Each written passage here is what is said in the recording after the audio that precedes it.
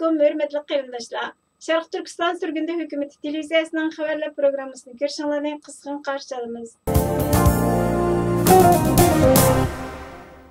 Eng oldi bilan 1979-yili ishlangan Xitoyning vatanimizni ishg'ol qilganligini tushuntiradigan Yo'l boshlag'uchi nomli Uyg'urcha filmga bir ko'z atayli. Balam, shuncha kangli jahonda faqat mo'sha daryolar biz yo'qsillarga hamnafas.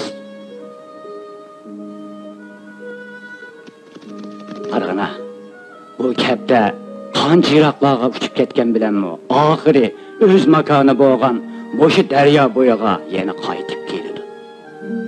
Bog'don, esingda bo'lsin. Öz makanımız boğan, bu tarimden sen herkes ayrılma. Uqdun mu? Uqdim.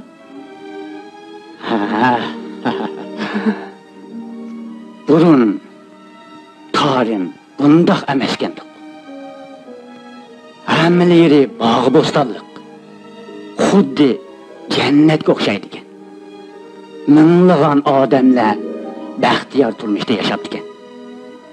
Biroq keyingi chog'larda ikki yovuz olvosdi kelib, birisi bo'ron chiqarib, shaharni vayron qilsa, ikkinchisi qum ko'chirib, bebayon zaminni vayron qilib o'tgan. Yana birisi vabo kesili tarqitib, odamlarning jeniga zomin bo'lgan ekan. Shundan keyin tarim dashti bayovonga aylanib ketgan. Buva, u olvoslar nima ish qilib o'tmabdi ekan? Olvoslarning genini aladigan xanjar Quyosh shahriga solab qo'yilganmish. Qanchalagan yillar, qanchalagan davrlar o'tib ketdi. Toki hozir qadar birmi odam uni ochadigan oltin ochqichni topolmagan. Oltin ochqich? Dada, ular oltin ochqichni olgan odamlarmi? Oltin ochqich? Taga, tarimning oltin ochqichi o'zingizning qo'lida. Menda shundaq. Sizlar tarimning xo'jayinlari. Biz bo'lsak sizlar bilan birlikda qumni tizginlab, suv boshlab, dehqonchilik qilib, tarimni gullantirgili keldik. Xitoy vatanimizni ishg'ol qilganligini yo'qotish uchun Sharq Turkistonni azaldan Xitoyning ayrilmas bir tarkibiy qismi.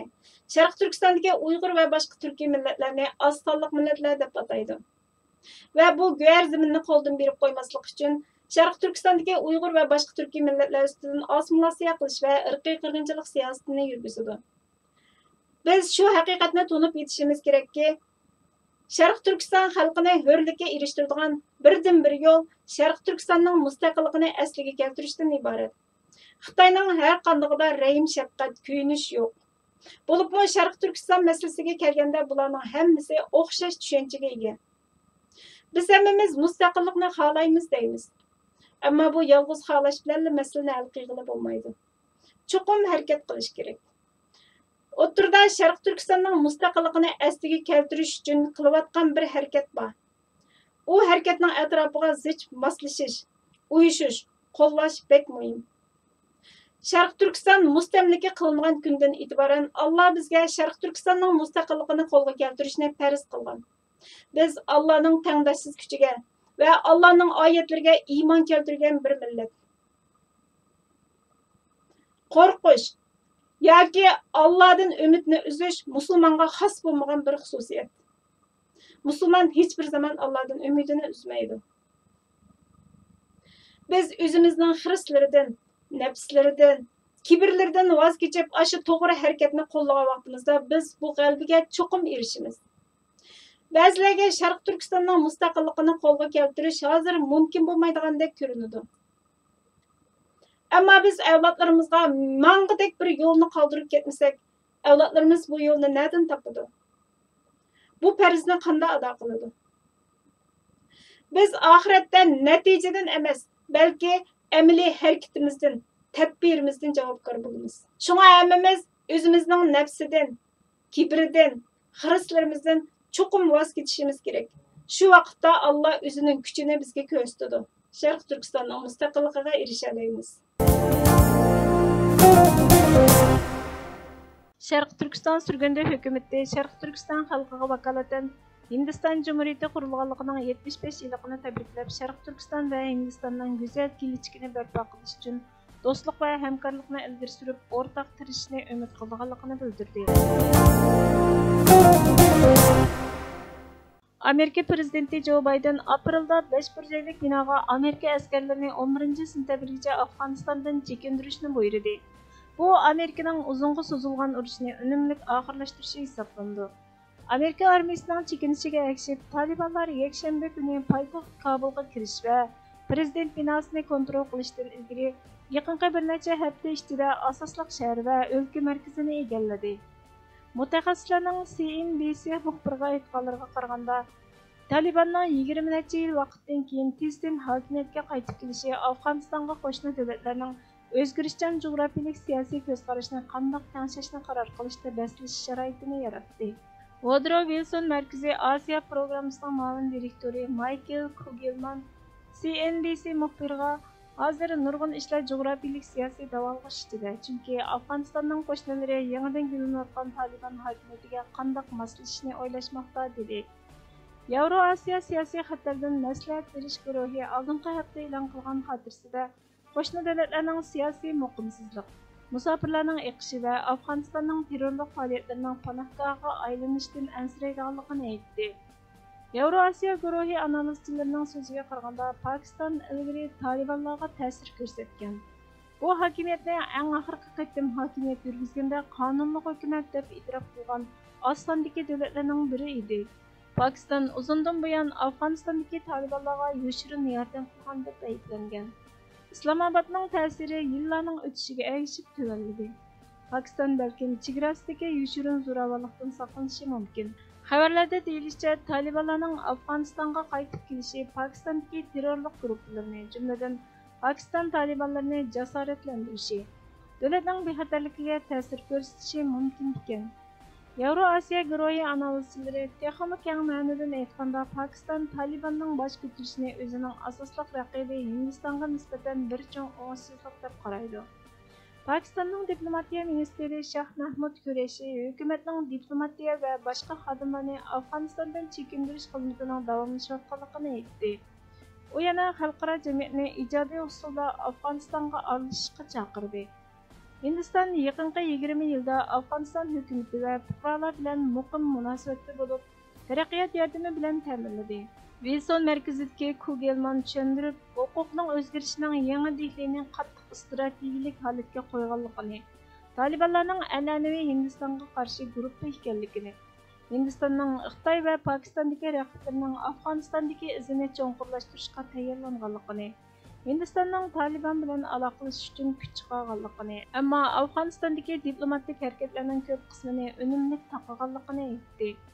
Tahlilchilar Hindiston alohida ansiraydi, chunki Talibanlar oldingi qatim hokimiyat yurgizganda ular Pokistonni qo'llaydigan qurolli unsurlarni panohlantirdi. Yangi Dehli Pokistonning buni fursat bilib Hindistonga zarba berishidan, bundoq bo'lish texnik keng Hindiston-Pokiston to'qinishining yoshirin kuchini oshirib etishidan ansiraydi.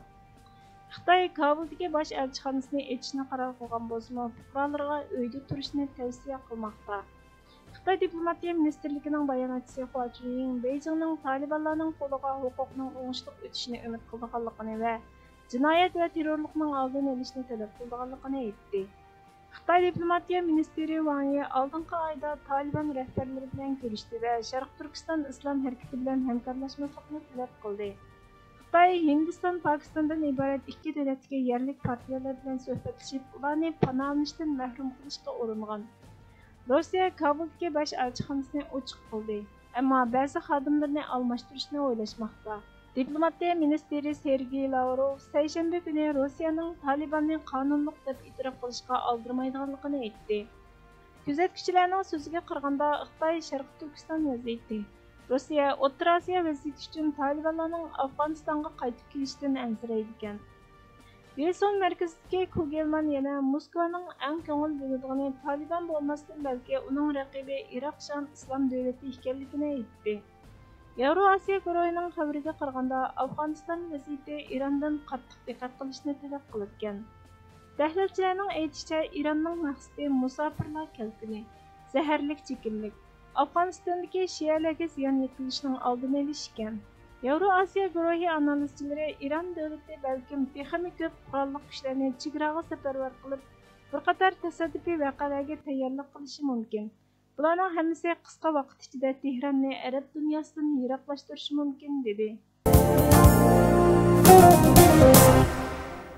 Bugun e'lon qilingan yangi tadqiqotda Xitoyning troll, ya'ni torda insonlarni rahatsız qilish, jidal majra boshlatish uchun qo'llanilgan vosita va saxta xabar tor bekatlari BBCga hujum qilib, inovatini tushirgan. Bu Xitoy Kompartiyasi bilan munosabatlik to'g'ri ta'sir ko'rsatish harakatining BBCning Xitoyning Sharq Turkistondagi Uyg'ur va boshqa turkiy millatlarga qarata yurgizayotgan irqiy qirg'inchilikqa aloqador xabarlari va davlat qo'llagan tashviqot faoliyatlariga bergan inkosi ekanligi faraz qilinmoqda.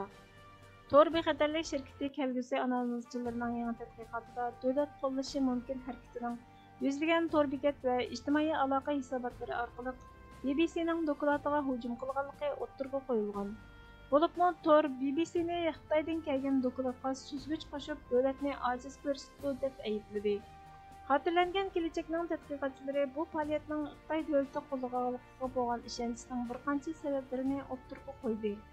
Faoliyatning hajmi Xitoy Kompartiyasining siyosatiga uyg'un kelgan BBCga qarshi ochiq bir bayon. Xitoyning davlat qo'llagan axborot apparatlarini moslashtirish harakati va Xitoy tili, chet el tilidagi mazmunlarning hammasi uning qaroriga tuhfa qo'shdi. Faoliyatning Xitoyning maqsadi bilan uyg'un bo'lishi Xitoy Kompartiyasining chet el tarafdorlarining tanqidiga va tekshirishiga qarshi turish, chet el medialariga to'salg'i bo'lish uchun qanday qilib keng ko'lamli uchur harakatini qanot yaydirganligini isbotlaydi. Bu Xitoy amaldorlari nohaq tanqidli deb qaragan xalqaro medialarga qartilgan keng ko'lamli bostirishning bir qismi. Xotirlangan kelajak tadqiqoti Xitoyning Angliyaning davlatlik radio shirkatiga qilgan hujumning texmi yoshirin tarafini oshkorladi. Yaqinqi bir necha hafta ichida tor bexatarlik shirkati BBCning Xitoyning obrazini o'zgartdi degan bayonini ilgari suradigan 57 tor bekatni aniqladi. Xotirlangan kelajakning bayqishicha yaqinqi 6 oy ichida ijtimoiy tarmoqlarda 11 mingdan ortiq Douyin, Bilibili, WeChat, Weibo, Twitter, Instagram, Facebook qatorliq 8 xil o'xshamagan ijtimoiy aloqa usullarida 56.300 dan ortiq so'z bor.